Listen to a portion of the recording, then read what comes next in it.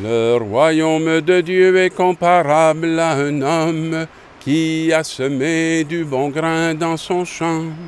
Or, pendant que les gens dormaient, son ennemi est venu à semer de l'ivraie au milieu du blé, et il s'en est allé.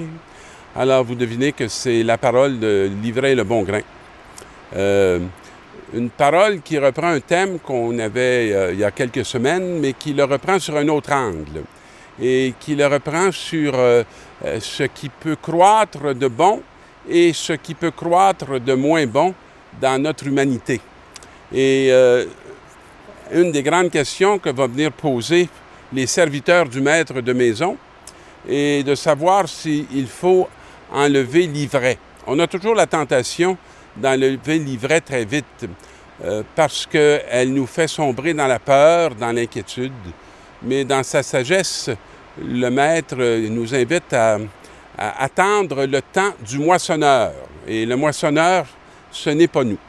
Le moissonneur, c'est quelqu'un d'autre qui va venir enlever l'ivraie, conserver le bon grain et mettre l'ivraie dans le feu pour qu'il soit détruit, qu'il brûle, mais sans qu'il ait détruit le bon grain.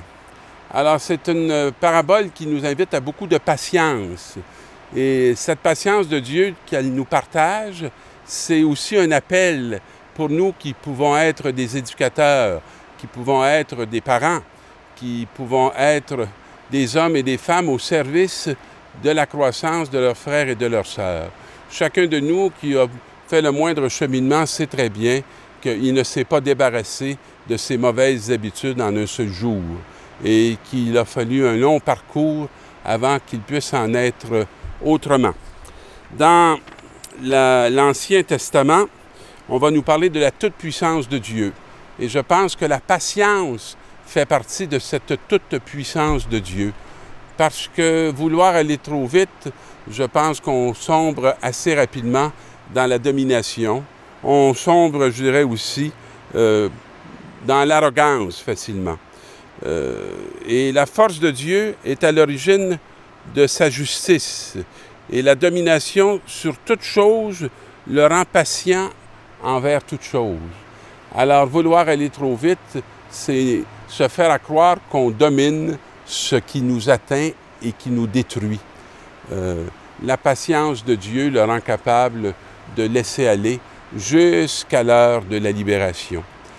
Combien de parents n'ont pas été étonnés de voir certaines transformations de leurs enfants qu'ils n'espéraient plus?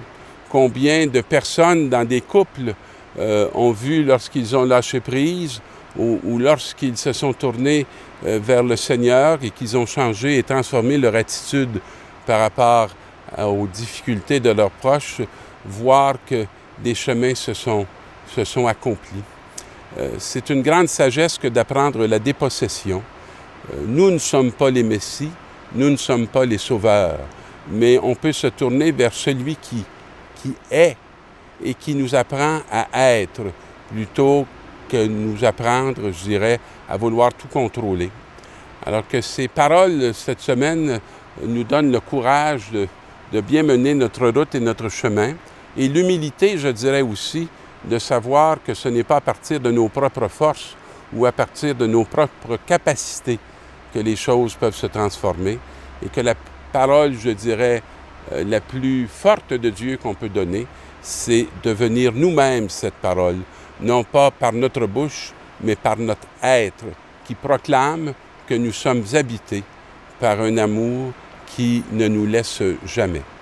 Alors, mes amis, je vous souhaite de faire cette semaine une bonne route et que cette parole en vous puisse prendre de plus en plus de place dans votre être, dans votre chair et dans votre cœur. Bonne semaine.